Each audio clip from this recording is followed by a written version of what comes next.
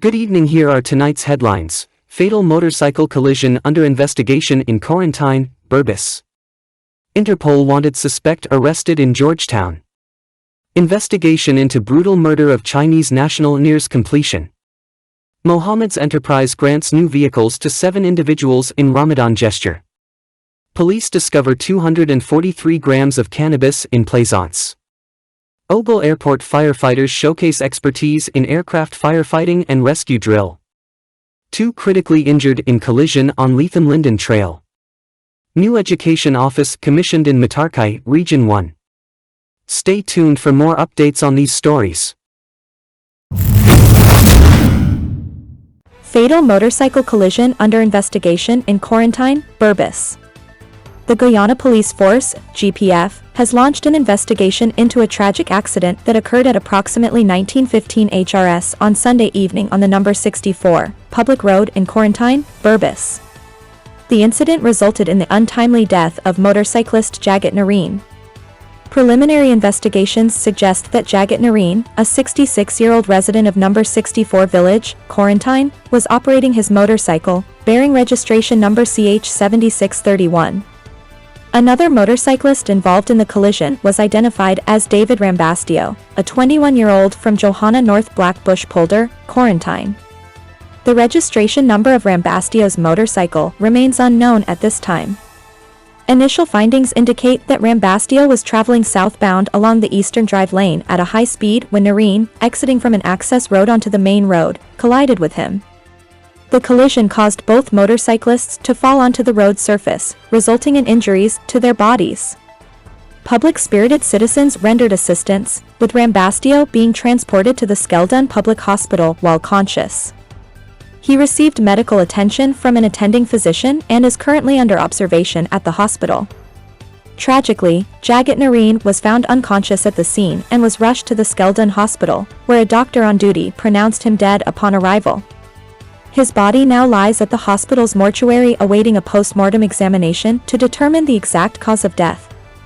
The investigation into the circumstances surrounding the collision remains ongoing as authorities seek to ascertain further details and establish any contributing factors. The GPF urges anyone with pertinent information regarding this incident to come forward and assist with the investigation.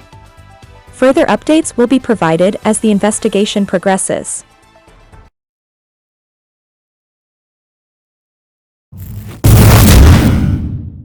Interpol wanted suspect arrested in Georgetown.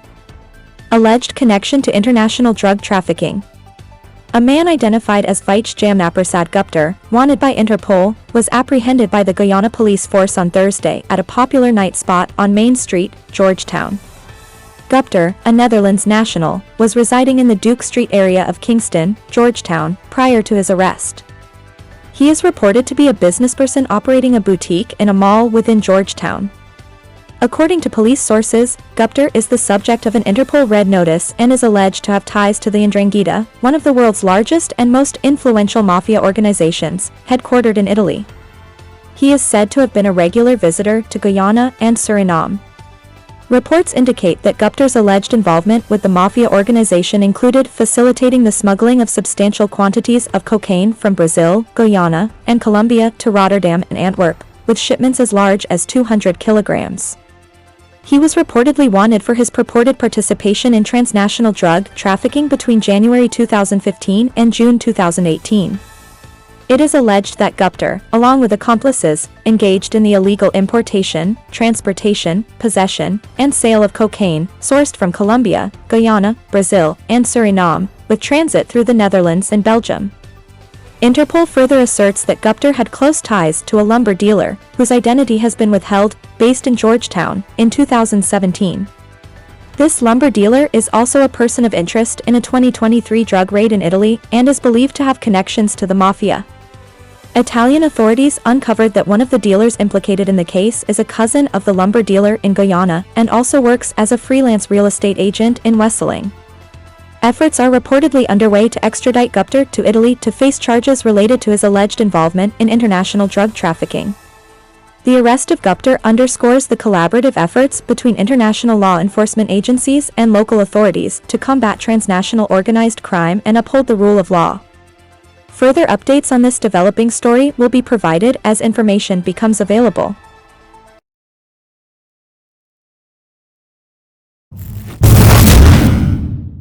Investigation into brutal murder of Chinese national nears completion.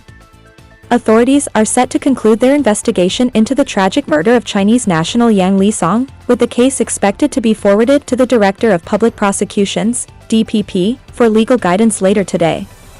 Meanwhile, the three suspects, Darvi Diaz de Costa, Farrell Prince Adelph, and Oscar Alcide Scanio, remain in police custody. The incident, which occurred last Thursday at the Iterengbang Landing supermarket along the Cuyuni River, resulted in the death of Yang Lisong, 41, and injuries to his wife, Wen Shuping. A post-mortem examination conducted on Monday revealed that Yang succumbed to an incised wound to his neck, coupled with blunt trauma to his head. His remains have been handed over to his family for burial arrangements. During the ordeal, the assailants, in addition to inflicting harm on the victims, seized a quantity of raw gold. Shuping's life was spared following her plea for mercy. Reports indicate that the suspects, under interrogation, provided detailed accounts of their involvement in the crime. Da Costa purportedly executed the fatal act upon instructions from Scanio, who allegedly ordered the killings. Adelph, on the other hand, reportedly aided in binding Shuping and looting the supermarket. Adelph admitted to the discovery of an unspecified amount of raw gold during the robbery, and he relinquished a piece of gold weighing 4.3 grams to authorities, which he purportedly obtained during the crime. Scanio, however, denied any involvement in seizing gold, claiming he functioned solely as a lookout during the incident. As the investigation draws to a close, law enforcement officials continue to gather evidence to ensure a comprehensive understanding of the events leading up to the heinous crime.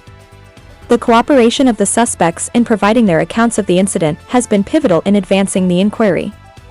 Efforts to bring justice for the victim and his family remain paramount, and the swift progression of the investigation reflects the dedication of law enforcement agencies to uphold the rule of law and safeguard the community against such egregious acts of violence.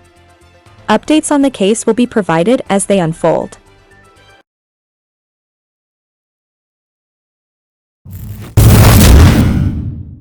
Mohameds Enterprise grants new vehicles to 7 individuals in Ramadan gesture. In the spirit of Ramadan, Mohameds Enterprise has demonstrated generosity by presenting new vehicles to 7 individuals at its Lombard Street headquarters in Georgetown today. The recipients, hailing from various regions across Guyana, have been bestowed with these vehicles to facilitate their personal and professional endeavors. The beneficiaries include Tej Prakash Nareen from Montrose, East Coast Demerara, ECD. Darnell Bell from Sparendam Housing Scheme, ECD. Muaz Karim from Bushlot Village, West Coast Berbice, WCB. Raymond Aziz from Hearst-Telling, East Bank Demerara, EBD. Mujahid Razak from Cumberland, East Kanj Berbice. Quincy Gomez from Golden Grove, EBD. Shamar Jones from Ruby, East Bank Essequibo, EBE. Tej Prakash Nareen, an employee of Mohameds Enterprise, has received the vehicle to cater to the transportation needs of his family. Similarly, Darnell Bell, Muaz Karim, Shamar Jones, and Quincy Gomez will utilize their new vehicles as taxis to support their families. Raymond Aziz, a prominent radio broadcaster and humanitarian, intends to leverage his gift to extend aid to the less fortunate along the lower east bank of Demerara. Mujahid Razak, on the other hand, will utilize the vehicle to assist in transporting his ailing father and to manage their business activities in Kanj. Ramadan is a sacred period observed by Muslims worldwide, characterized by fasting, reflection, and prayer. It is a time that fosters harmony, peace, and goodwill among communities, while also encouraging acts of charity and benevolence in all its forms. Mohameds Enterprise's gesture of presenting new vehicles to individuals during this auspicious time underscores the company's commitment to philanthropy and community development. Such acts of kindness serve to strengthen bonds within society and exemplify the spirit of compassion and generosity that Ramadan embodies. As the holy month progresses, may the spirit of Ramadan continue to inspire acts of kindness and compassion, fostering a sense of unity and solidarity among all members of society.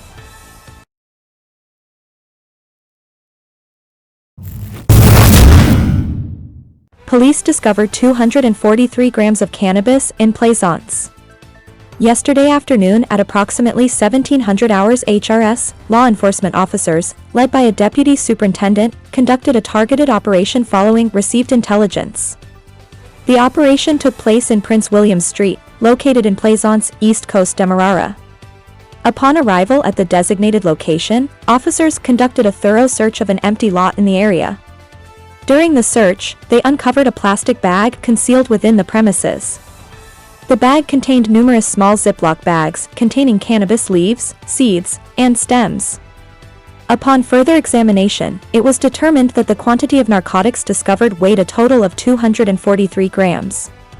The seizure underscores law enforcement's ongoing efforts to combat illicit drug activities within the region.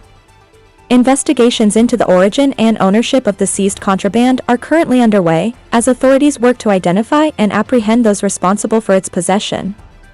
The discovery of the cannabis stash serves as a testament to the vigilance and proactive measures taken by law enforcement agencies to uphold public safety and combat drug-related offenses in communities. Further updates on the investigation will be provided as they become available.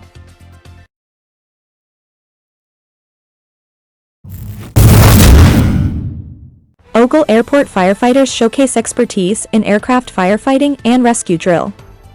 Firefighters at Ogle Airport recently demonstrated their preparedness and proficiency in handling emergency situations within the aviation sector through a comprehensive aircraft firefighting and rescue drill. This exercise highlighted the firefighters' readiness to respond effectively to various scenarios, including aircraft fires, crash landings, and rescues. The drill, comprising simulated exercises, provided an opportunity for firefighters to assess and refine response protocols, ensuring swift and efficient actions during crises. Active participation in these exercises is integral to maintaining safety standards at the airport and continually enhancing the readiness and capabilities of emergency response teams. Such preparedness efforts are paramount in prioritizing the safety and well-being of passengers, crew members, and first responders in the event of an emergency. The commitment of the Ogle Airport firefighters to ensuring the highest level of safety underscores their dedication to their role in safeguarding lives and property.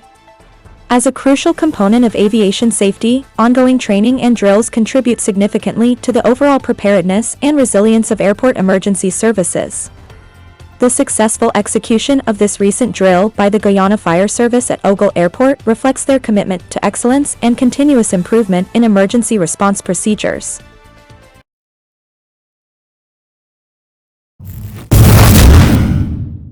Two critically injured in collision on Lethem-Linden Trail.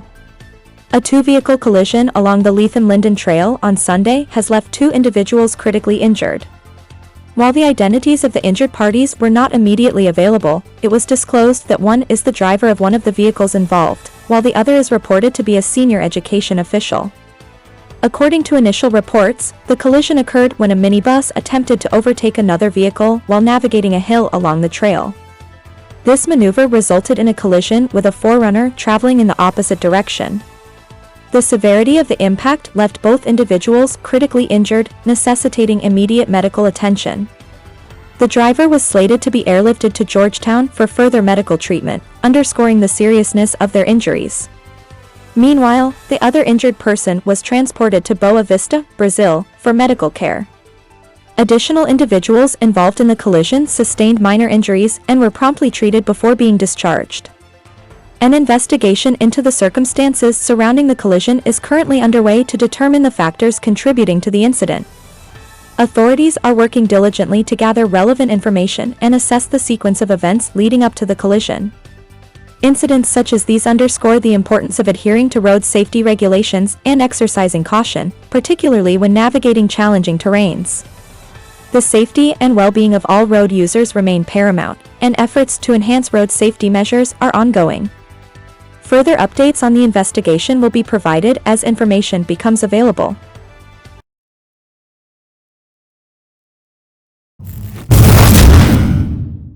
New Education Office commissioned in Matarkai, Region 1. Students and educators in Matarkai, Region 1, Berbice, are set to benefit from improved educational services following the commissioning of a new $25 million education office in the community of Orenok. The ceremony, held on Sunday, was graced by Minister of Local Government and Regional Development, Sonia Parag, accompanied by Minister of Housing and Water, Colin Kroll. The newly constructed building is designed to accommodate 2 education officers, 2 school welfare officers, staff from the Cyril Potter College of Education, CPCE, and other support personnel from the Department of Education. Prior to this development, the education staff operated from the regional administration's conference room, facing challenges due to space constraints.